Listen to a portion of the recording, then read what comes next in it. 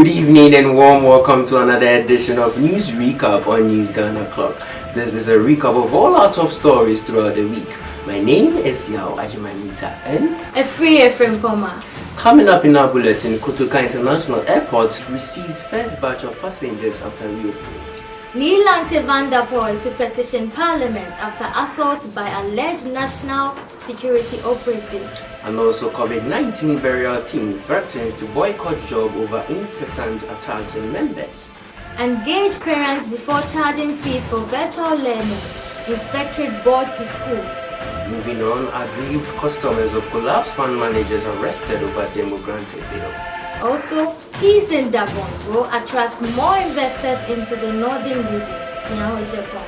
Now in business, Nova region Apollonia City records over 500 plots sales. In international, Zimbabwe to reopen schools in 2 weeks.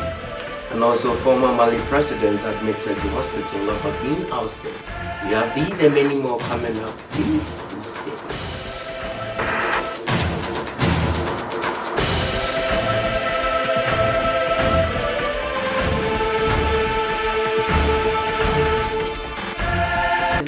Thanks for staying here with us. Now to our first story. The Kotoka International Airport on Tuesday, September 1, 2020, received its first batch of international commercial passengers after 6 months of closure due to COVID-19.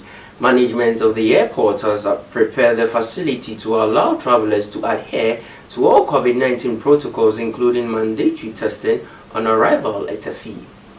Also, the Member of Parliament for Dodo, Neil Van der Poel, plans to petition Parliament after he was allegedly assaulted by national security operatives. The MP recounted that he was attacked in front of the Jamestown police station where a group of men, including the men he says were with the national security, arrived and soon began assaulting him and his aide. The police, though, eventually intervened and provided refuge in one of the police station offices.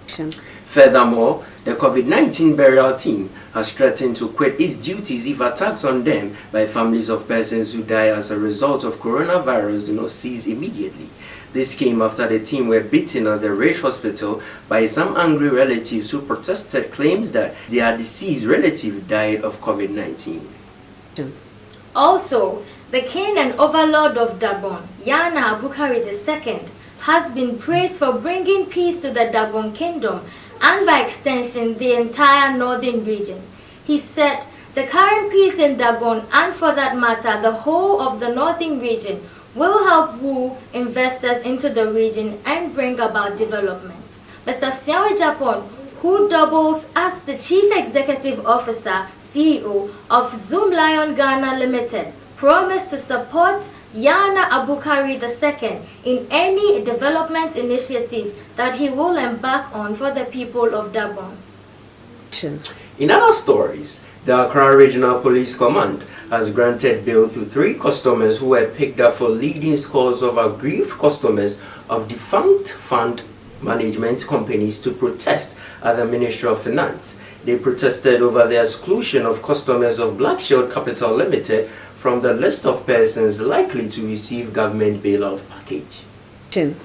Also, the National Inspectorate Board, NIB, says all schools are to remain closed, save for the category of students that have been permitted to resume schools.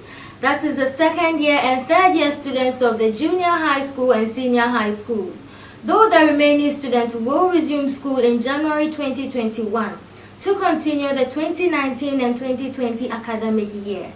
There have been concerns about the payment of fees in private schools if academic work continues online for the remainder of 2020. The NIB, in a statement, advised private school proprietors to engage parents to reach a consensus on fees to be charged for the virtual learning. Up next is business. Please do stay.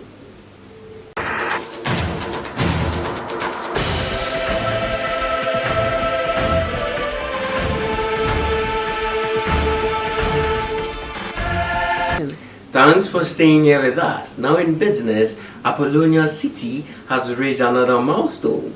More than 500 service plots have been sold in the Nova Ridge neighborhood. With more than 500 homes now completed or under construction, Apollonia City continues to serve as a benchmark for new urban development in Africa and offers homes with the widest accessibility to property investors. In other stories, the High Court Commercial Division has dismissed attempts by a mobile telecommunication giant, MTN Ghana, to secure a court order to quash its classification as a significant market player, SMP, by the National Communicators Authority, NCA. The industry regulator declared that MTN Ghana's dominance in the market space negatively impacted competition as it influenced consumer choice. MTN, however, disagreed with the regulator's position and headed to the High Court for redress. Now let's do our final story in business. Why private schools in the country have been advised against charging fees to provide online teaching and learning before the new academic year. The executive director of the African Education Watch, Kofi Asare, made this call after the government set the return to school for the beginning of 2021. He added that any attempt by the private institution to run a new academic year at this time will be illegal and in defiance of the government's directive. Up next is international news. Please do stay.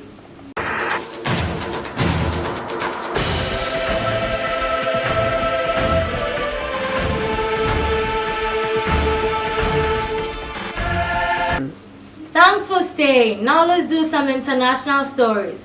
Where the Zimbabwean government has announced that schools will be reopened in 2 weeks for the students who will sit for the examination later this year. Students preparing for Zimbabwe School Examination Council exams scheduled for the 1st December will return to school on 28 September.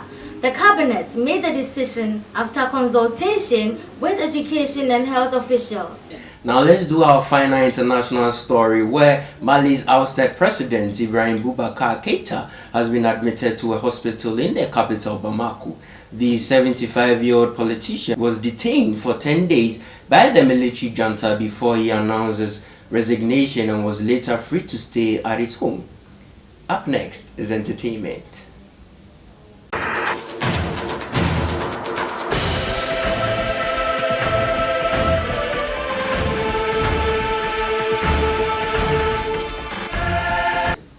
Now let's do some entertainment news, where the popular Ghanaian DJ, now turned man of God, Reverend Azigza, said it is not in the position of a born-again Christian to go and preach to their exes that they have ever had something to do with when they were in the world.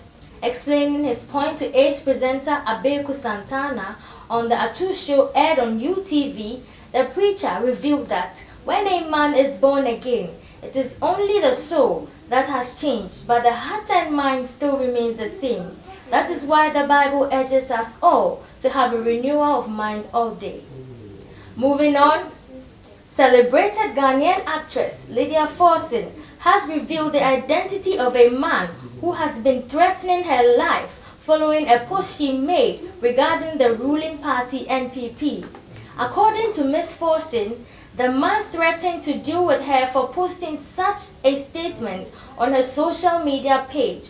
Regarding the actress's post, she expressed her disappointment in the government's decision to charge $150 for COVID-19 testing for Ghanaian passengers traveling to Ghana.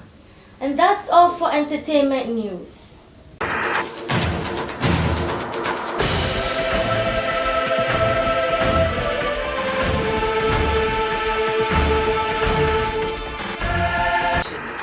This is all what time will allow us on News Recap on News Ghana Clock.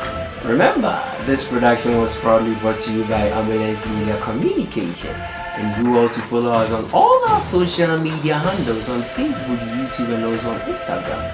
And also subscribe to our YouTube channel, all at News Ghana Clock.